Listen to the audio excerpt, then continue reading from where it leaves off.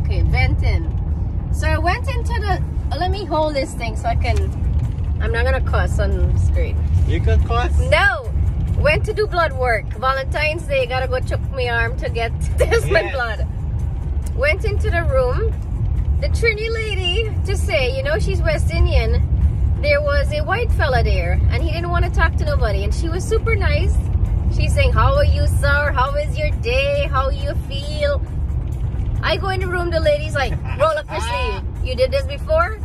I said, wow. I said, I feel so jealous. She said, why? I said, because you didn't ask how my day was going. So when people see their own mathy people, they don't be nice. They watch you like they damn see like a cowboy's rope. But when they see other people, you know, they take the effort to treat them extra special. Just be nice to your own damn people too. You see somebody brown, don't look away. Say, hey, how are you?